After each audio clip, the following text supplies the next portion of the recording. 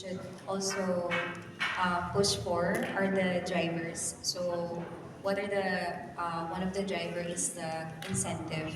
So developers, financiers, and other uh, group, they will be pushed to do this if there's incentive. Because even if there's this idea, if there's no push from the government or there's no incentive or policy, um, it's hard for it to push, especially if it's not visible. Yeah. So yeah, support from the government. And I would like to add to the panelists here. I've also seen in bulk water supply companies, maybe you can help that industry as well. Coming from a bulk water supply company before, we really are in need of energy. And and I would like to share this as well that, for example, a city like Cebu City, uh, actually there is no water if there's no power. So maybe that could be something that we can work on together. And for my closing question to all of the panelists, yes, with your industry experience, how can your organization add value to our RE industry and RE transition, be it CNI or other technologies, uh, especially here in the Philippines? And maybe we can start with Chester. For Buscovitz, I think with several projects that we have delivered across the country, the learnings that we gained make us equipped and enable us to provide a more quality system nationwide, to also push for green energy solution um, for future generation.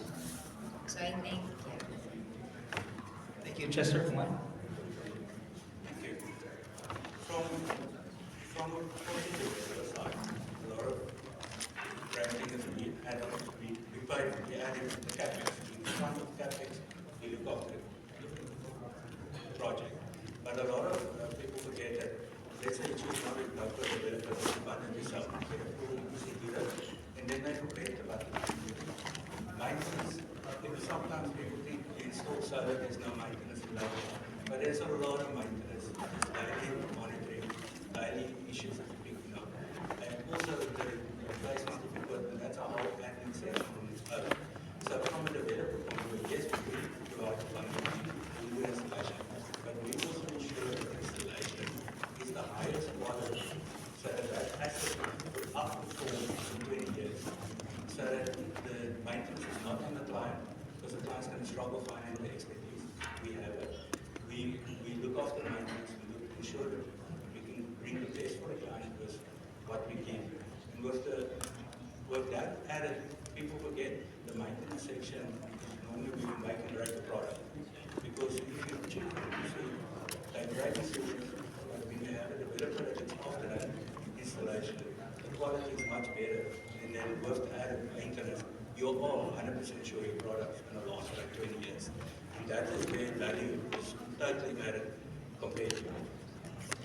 Cecilia, for GCL, how can GCL add value to our CNI space? Thank you. So besides the solar roof investment, and the GCL can provide high efficiency PV module. Now the solar panel is more than 700 watts. So it can generate much more power in the same location. And I want to share the latest technology in China now is the solar car park combined with the EV car, electrical vehicle charging. So it's very useful and popular in China. It's installing hundreds of projects now, but I never see in the Philippines.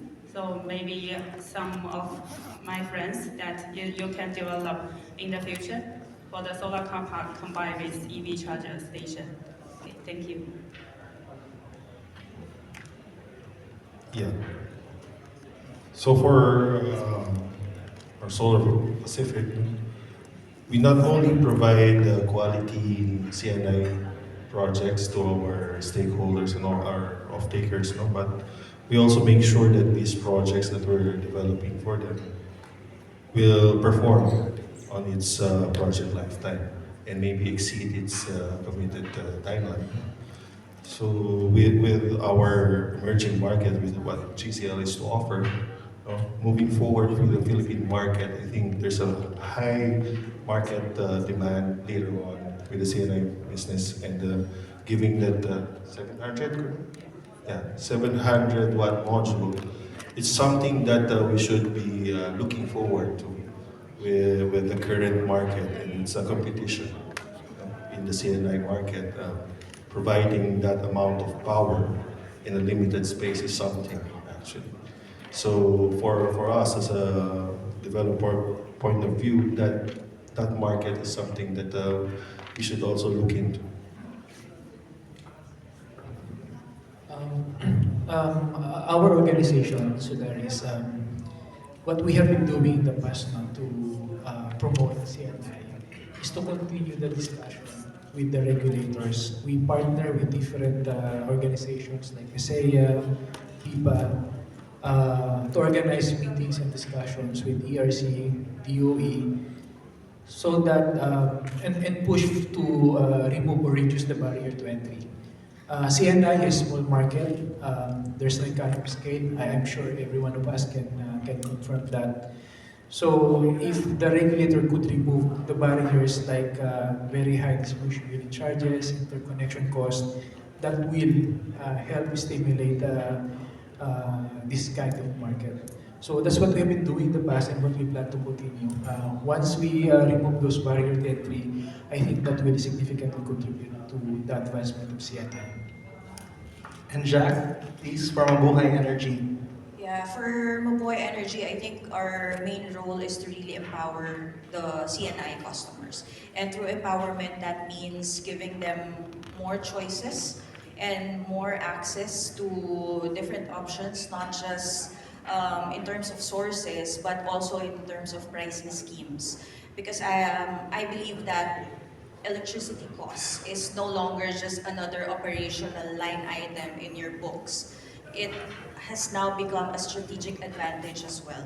Imagine if, for example, you're a manufacturing plant and you have the choice to negotiate directly with retail suppliers your generation costs, and you could have saved ₱1 per kilowatt hour.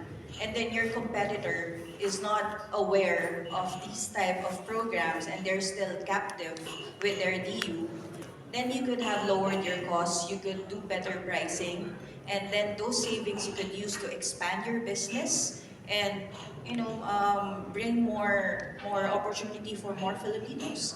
So I think the role of everyone here, not just for a retail electricity supplier, is really to work hand in hand together. This is no longer an era of competition, but it's more an era of collaboration.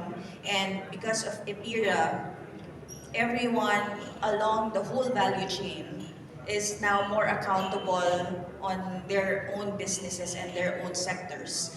And we should now treat customers and consumers not just an end player, but more of a participant in that value chain as well. Thank you so much, Jack. And I would like to give this time so that we can give our panelists a round of applause. As like what our panelists have been saying, this is now an era of collaboration. And hopefully with this space, the CNI, and even other RE technologies, we will start collaborating for a better Philippines and for the renewable energy transition. Thank you everyone, good afternoon and mabuhay.